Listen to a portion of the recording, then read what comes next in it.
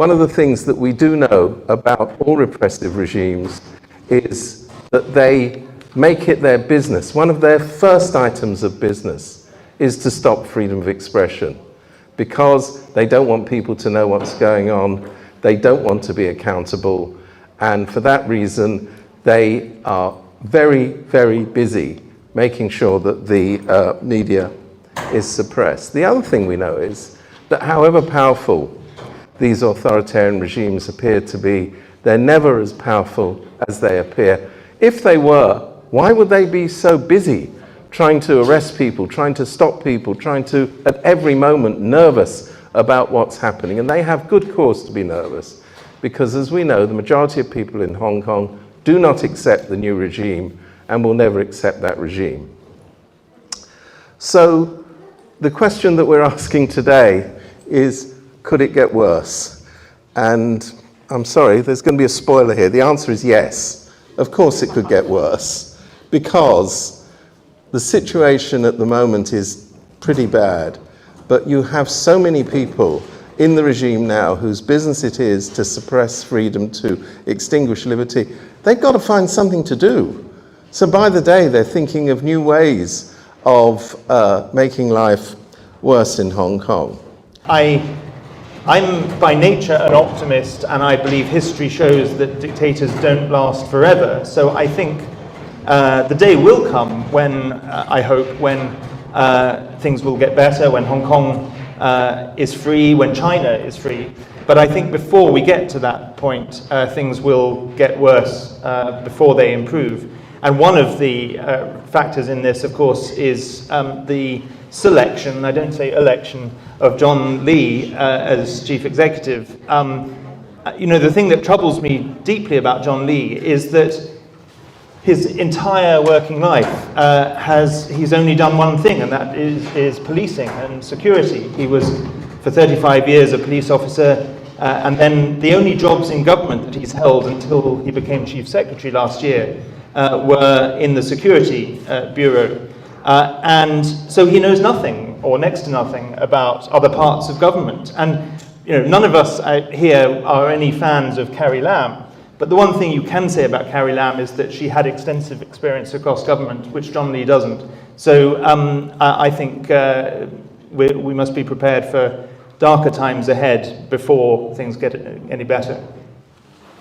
Thank you very much, Ben. I'd just add to that it's my honour to say that John Lee always declined all interview requests from me, even so I'm very pleased that that never happened. One of the things that Ben talked about was your recent report, the Press Freedom Index, showing this enormous decline in Hong Kong's status as an unfree press society.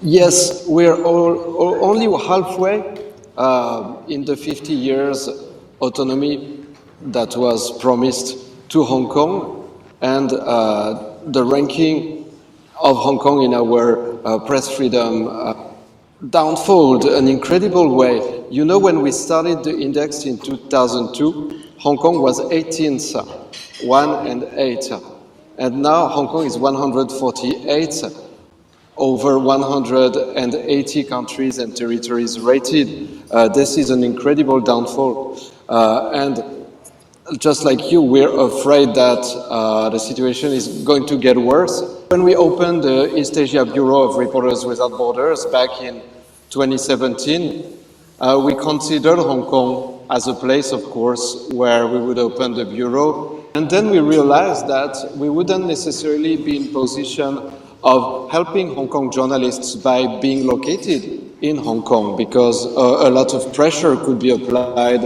on our bureau. And that's why I believe we actually can do together a lot by not being in Hong Kong, because of course it's harder for the Chinese regime to apply pressure, and we have started to set up a system to bring assistance to Hong Kong journalists. My own experience, I only left Hong Kong at the end of last year, was particularly working at RTHK, was not that you were totally silenced, not that you were unable to do anything that the government didn't want you to do, but that everybody was scared because we didn't know where the red lines were.